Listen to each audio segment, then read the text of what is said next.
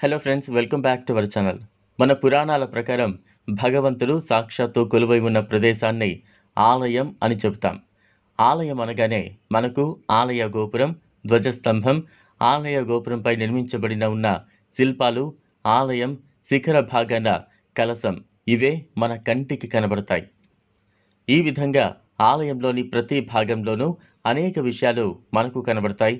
ఆలయంలోని ప్రతి భాగానికి కూడా కొందరు ఆది దేవతలు ఉన్నారు.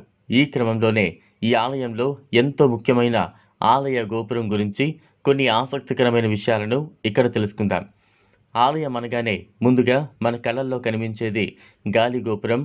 ఆలయ గోపురాన్ని చాలా ఎత్తులో నిర్మించి గోపురంపై అనేక శిల్పాలు చెక్కబడి ఉంటాయి. గుడికి వెళ్ళాలనే భక్తులు ముందుగా ఈ గోపురాన్ని చూడగానే వారిలో ఒక ఆధ్యాత్మిక భావన కలుగుతుంది.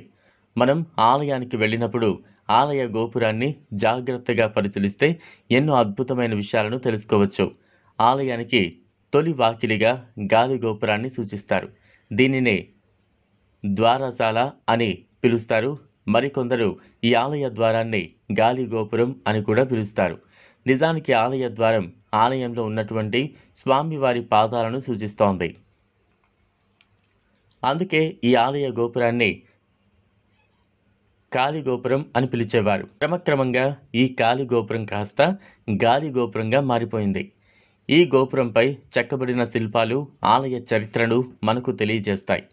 మనం ఏదైనా ప్రయాణాలు చేస్తున్నప్పుడు కొంత దూరంలోనే మనకు ఈ ఆలయ గోపురాలు కనిపిస్తాయి.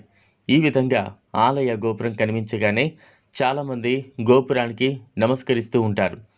ఈ విధంగా గోపురానికి నమస్కరించడం వల్ల సాక్షాత్తు ఆలయంలో ఉన్నటువంటి స్వామివారి పాదాలకు నమస్కరించిన పుణ్యం లభిస్తుందని పండితులు చెబుతున్నారు.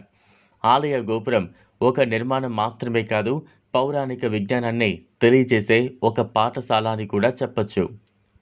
చూసారు కదా ఫ్రెండ్స్, ఇది వాళ్ళ వీడియో. ఈ వీడియో కనుక మీకు నచ్చినట్లయితే లైక్ చేయండి, షేర్ చేయండి, ఛానల్ను సబ్స్క్రైబ్ చేసుకోండి. Thanks for watching.